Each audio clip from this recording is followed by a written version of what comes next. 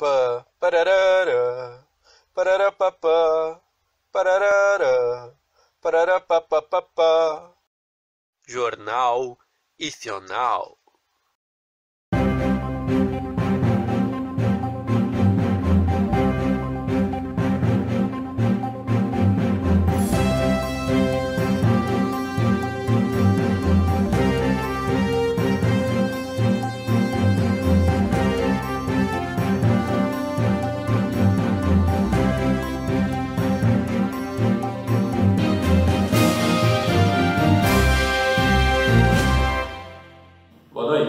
Boa noite. Está para começar o Jornal Icional.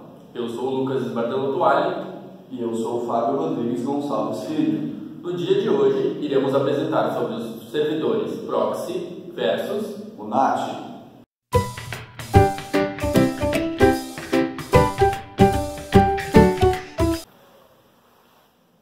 Sobre o NAT, o Network Address Translation. Para falar sobre o NAT, precisamos fazer uma breve descrição do que se trata. Se trata do protocolo de versão 4, que é o IPv4, que o seu endereçamento possui 32 bits. Esse protocolo, com esses 32 bits, possibilita cerca de 4 bilhões de endereços. É um número alto para se considerar, mas hoje em dia é um número pequeno, considerando que hoje em dia temos mais de 7 bilhões de pessoas no planeta. Então, com a falta de endereçamento, vieram as soluções de curto prazo, até inventar o próximo protocolo, que seria o IPv6, cujo principal dessas soluções de curto prazo seria o NAT. Então, o NAT, falando propriamente dele, é um método que permite que redes que utilizam endereços privados possam acessar a internet com apenas um endereço. Em suma, uma empresa inteira utiliza apenas um endereço para todos os computadores. O NAT permite que um roteador atue como mediador entre a internet e a rede privada. Bom, descrevendo então melhor o NAT, podemos dizer que é uma técnica que permite descrever os endereços IPs de origem de um pacote que passam sobre um router ou firewall, de maneira que um computador de uma rede interna tenha acesso a uma rede externa. Essa técnica é normalmente utilizada para limitar acesso à internet a redes privadas. Então, em outras palavras, podemos dizer que NAT é um tradutor de endereços de rede que visa minimizar a escassez dos endereços IP. O NAT não é um protocolo nem um padrão, é apenas uma série de tarefas que um roteador, ou equipamento equivalente, deve realizar para converter endereços IPs entre redes distintas. Um equipamento que tem o recurso de NAT deve ser capaz de analisar todos os pacotes de dados que passam por ele e trocar os endereços desses pacotes de maneira adequada. Concluindo, o NAT pode ser usado para enviar um endereço para centenas ou até milhares de usuários. Apenas um endereço no caso. Bom, por trás de tudo isso, o NAT contém alguns problemas. Um exemplo de problema é que alguma pessoa mal intencionada consegue promover fraudes sem ser identificada. Por exemplo, essa pessoa mal intencionada, na rede existe uma pessoa mal intencionada e uma bem intencionada.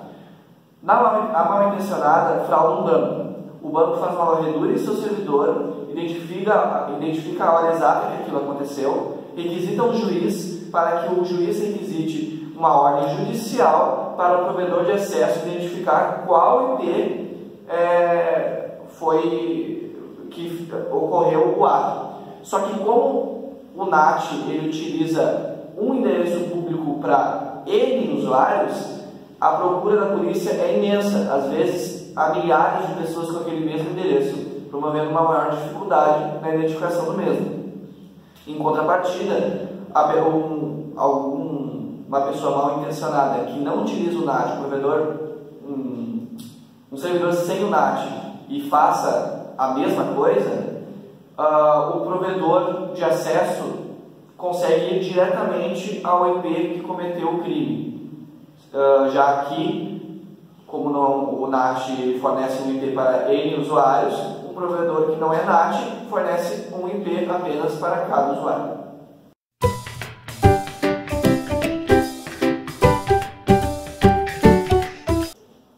Agora então falando um pouco sobre o proxy, que no caso é uma palavra muito abrangente para a gente especificar. No caso, o proxy, o servidor proxy, ele surgiu com a necessidade de conectar uma rede local, uma LAN, à internet, através de um computador da rede que compartilha sua conexão com as demais máquinas conectadas. Ou seja, se considerarmos que a rede local é uma rede interna e a internet é uma rede externa, podemos dizer que o proxy é o intermediador, aquele que permite que outras máquinas tenham acesso externo. Geralmente, então, as máquinas, os computadores locais, eles não possuem endereços válidos para conexão com a internet. Justamente por isso que é necessário o proxy, para ele fazer a solicitação de conexão de um computador com um servidor. E, por sua vez, o proxy ele realiza a conexão com o computador local e o servidor. No caso, ele vai passar a resposta que ele recebe do servidor para a máquina local. Os principais usos do proxy é tanto no monitoramento, na filmagem, quanto para melhora de desempenho. Se for usar um servidor proxy para o controle de conteúdo, ele controla toda a solicitação para o servidor e é comumente utilizado em organizações comerciais para esse controle, especialmente escolas e empresas onde existe esse acesso com o servidor. E esse controle é para garantir que o uso da internet esteja de acordo com a política de uso aceitável. Um proxy de filtragem de conteúdo, ele frequentemente suportará a autenticação de usuário para controlar o acesso à app. Ele normalmente também produz registros e detalhes das URLs acessadas pelos usuários específicos ou para monitorar as estatísticas de uso da largura de banda. O proxy também é utilizado para melhorar o desempenho de conexões com servidores, já que ele possui memória cache que guarda as requisições frequentemente realizadas de um computador para um servidor e então gerando reduções no custo da largura de banda contratada. Bom, então existem 3 tipos de servidores proxy. O proxy transparente, também conhecido como proxy de interceptação, o proxy aberto e o proxy anônimo. Proxies de interceptação também são utilizados por PSIs, no caso provedores de serviços de internet, para economizar a largura de banda e melhorar os tempos de resposta do cliente por meio do cache. Isso é mais comum em países onde a largura de banda é mais limitada ou devem ser pagas. Uma das desvantagens é que é possível um computador rodar num servidor proxy sem que o dono tenha conhecimento de uma invasão de uma pessoa mal intencionada. Isso pode ser causado por mudanças na configuração do programa instalado no proxy, ou por infecção de um vírus, ou também de um cavalo de Troia. Este, por sua vez, infecta o computador, tornando assim a máquina como uma máquina escrava.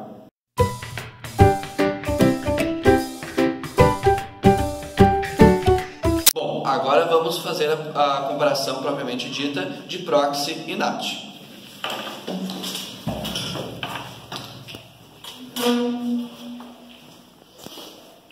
Bom, o NAT. O NAT é um método presente no firewall ou no roteador de uma rede local para ser possível a utilização de um IP público para mais de uma máquina de rede. Bom, suas vantagens: grande economia de IPs. Mas por que eu posso falar isso de economia de IPs?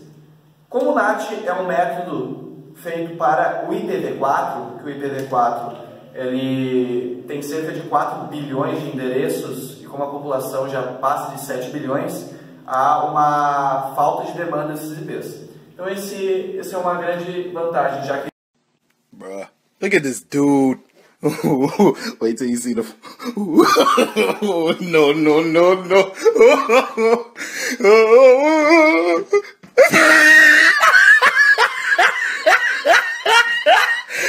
Look at the top of his head. licking his lips! Ele utiliza apenas um IP público para N máquinas. E as suas desvantagens, como eu já citei antes, é a grande facilidade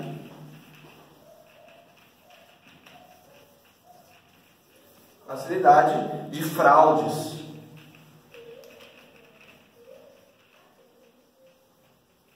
Já que com esse sistema, como é um IP público para N máquinas, tu consegue efetuar uma fraude e uma grande dificuldade de achar a humilhante, digamos assim.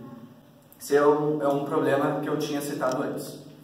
Então, o proxy, ele atua como intermediário entre a rede e o servidor, entre a rede de computadores local e o servidor, e uma vantagem dele é que ele pode ser usado tanto por empresas quanto por escola para o controle da navegação, justamente por ser esse intermediário. Ele vai controlar o que está sendo acessado e é possível então permitir ou bloquear sites justamente para que o empregado não acesse um site não permitido e gaste assim a banda daquela rede contratada com coisas fúteis. Uma desvantagem também é que o proxy ele pode ser alterado, o programa do proxy ele pode ser alterado, gerando assim uma facilidade com que haja ataques de vírus e de cavalo de Troia. Então ele é facilmente atacado por crackers que utilizam da internet para um fim maligno. Bom, passaremos agora a palavra para o nosso técnico Frederico Roberto, que estuda em Harvard, fez ciência da computação, e irá demonstrar a implementação do proxy em um servidor.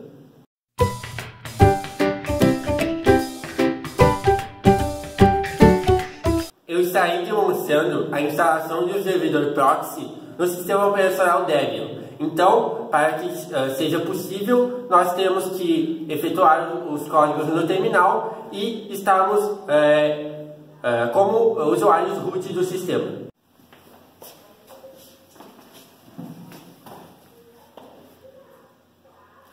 Nós temos que instalar o Squid, que vai ter um software que vai fazer a questão do servidor para nós, e também o Apache. E para isso nós utilizamos o comando apt-get install squid 3 Apache 2, e logo após então vai ser instalado o Squid e o Apache, e ele vai exibir a pergunta se você quer continuar.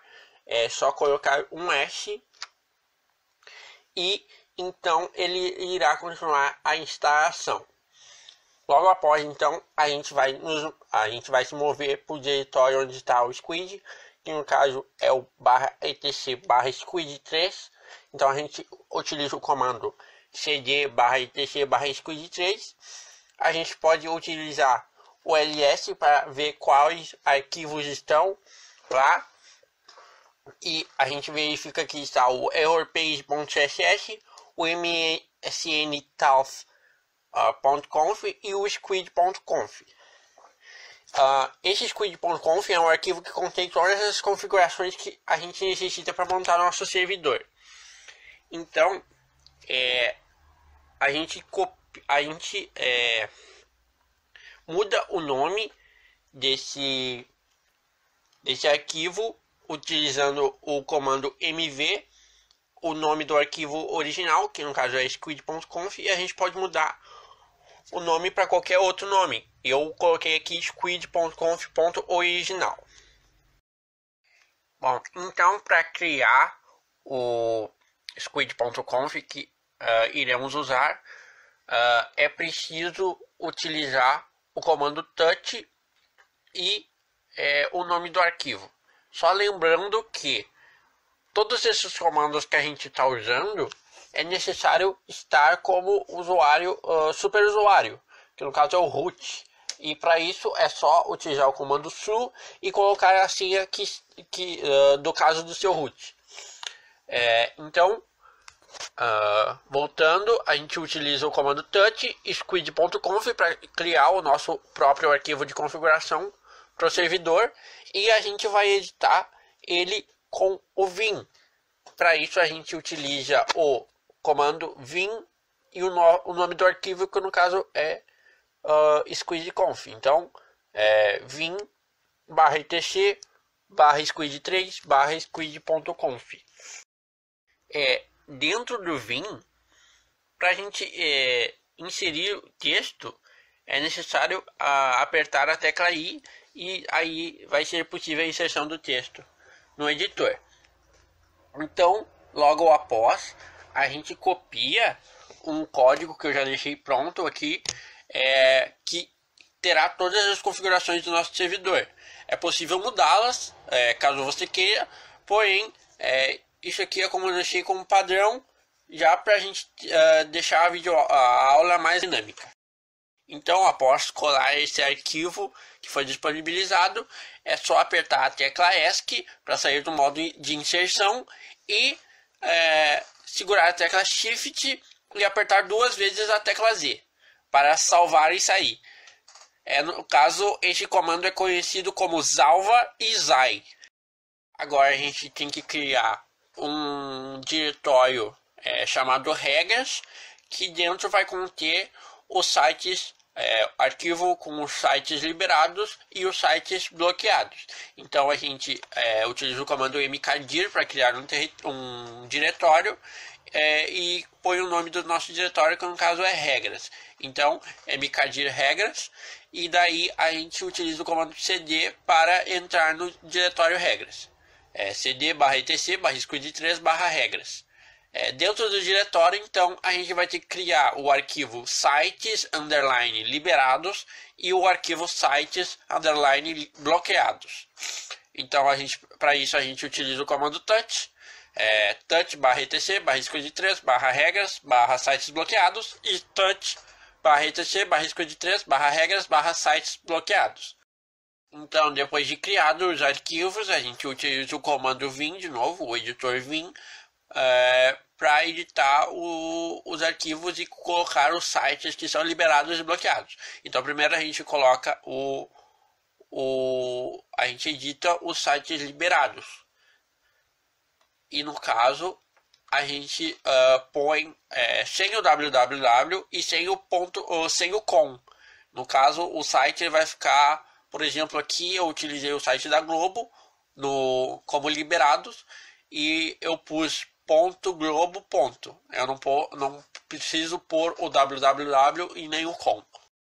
E aí é só fazer o mesmo procedimento utilizando o vim com o arquivo sites bloqueados. Eu utilizei aqui o wall só foi o que veio na cabeça na hora. Então, logo após de criados os arquivos para os sites liberados e bloqueados, a gente tem que criar um cache para as páginas já acessadas do usuário. No caso, para não ficar recarregando elas de novo e demandando mais tempo. Então, o comando para isso é o chmod, e daí a gente utiliza chmod -rf 774 espaço /var /spool /squid3. Daí a gente espera, ele vai criar todos os diretórios de swap dentro da pasta spool do squid, e depois a gente tem que dar um squid 3-z para iniciar o cache. Feito isso, é só iniciar o serviço do squid utilizando o comando systemctl. Aí systemctl start squid vai iniciar o serviço, e a gente pode verificar o status utilizando o comando systemctl status squid. Aí a gente executa e vai aparecer ali se ele está ativo e se ele está rodando. Então, logo após do Squid ter sido iniciado, é preciso criar um usuário para navegação, utilizando o comando httpswd, que no caso é do Apache. Então a gente utiliza, se for o primeiro usuário criado, httpswd -c /etc /squid3 /usuários e o seu nome. No caso, para mim vai ficar httpswd -c /etc /squid3 /usuários espaço Frederico. Se for não for o primeiro, não precisa usar o "-c". Aí vai pedir uma senha, a sua senha, e vai pedir para você reentrar a sua senha. Aí ele vai criar o seu usuário. Agora é preciso recarregar as configurações do Squid, utilizando o comando squid3 -k reconfigure. E daí, para que a gente possa acessar a internet através de um servidor proxy no Linux, é preciso ativar o encaminhamento de pacotes no kernel, para que a gente possa compartilhar a rede do servidor, claro. Esse procedimento ele precisa ser feito pelo usuário do root, como todos os outros comandos. E daí, se tu não tem ainda uma senha no teu sistema operacional para um root, é só utilizar o comando sudo pswd root. Daí ele vai pedir sua senha, a confirmação, e tu vai ter um usuário root já. E para acessar esse usuário, como eu tinha falado, é só utilizar o comando su. Ele vai pedir sua senha, tu coloca e aí você já vai estar como root do sistema. E daí, para habilitar o encaminhamento de pacotes, é só utilizar o comando echo 1, 2 sinais de maior, /proc, /sys, /net, /ipv4, /ip forward. E agora já está quase acabando. A gente só precisa configurar o nosso navegador, e para isso a gente vai precisar do nosso IP. Para descobrir o nosso IP, a gente pode usar o comando ifconfig. Aí, rodando este comando, a gente procura pelo link em cap que está escrito Ethernet, e embaixo vai ter netend, e ali vai estar o seu IP. No caso aqui para mim é o 10.0.2.15. A gente pega esse IP, vai até o seu navegador. No caso aqui eu estou usando o iceweasel, que no caso é a versão do Mozilla para o Linux. A gente vai nos 3 risquinhos lá do canto e vai em preferências. Aí vai de navegador para navegador. Aqui eu clico em preferências, vou em avançado, clico em rede e daí configurações avançadas. Aí vai abrir aqui as configurações de conexão. A gente tem que marcar a opção manual proxy configuration.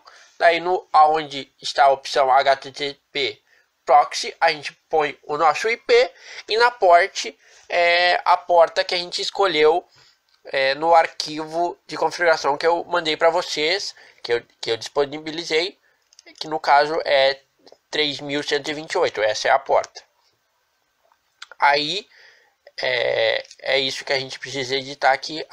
Só a gente precisa marcar a opção de usar esse proxy, esse servidor de proxy para todos os protocolos, tanto para o SSL, tanto para o FTP e tanto para o SOCKS para o host. Aí a gente clica OK. A gente agora precisa fechar as configurações e fechar o navegador e abrir ele de novo. Aí quando a gente vai demorar um pouquinho, talvez quando a gente for acessar um outro site, ele vai mostrar uma caixa pedindo o login e a senha para o acesso na internet. A gente coloca o login que a gente criou utilizando o Apache, e daí está pronto. A gente já está com o nosso servidor proxy rodando. E para verificar, eu tentei entrar no site da Globo, que era um dos sites liberados. Porém, infelizmente, eu dediquei pouca RAM para minha máquina virtual, que está rodando o Debian, e o navegador travava quando eu tentava abrir um site. Infelizmente, eu não consegui mostrar aqui para vocês direitinho como é que ficou, mas eu tirei aqui, está mostrando que lá em cima ele já consegue entrar no site, ele traz a frase lá do site, o título no caso, e então é isso. Aqui está pronto um servidor proxy no Linux, e caso alguém tenha alguma dúvida, pode me contatar pelo meu e-mail, que no caso é fredericob@gmail.com. E é um grande prazer estar aqui e espero voltar mais vezes. Até logo.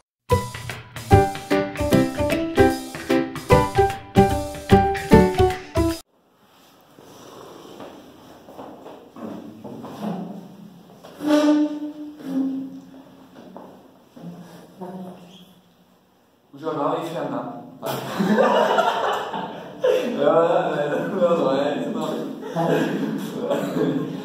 Tá, sério?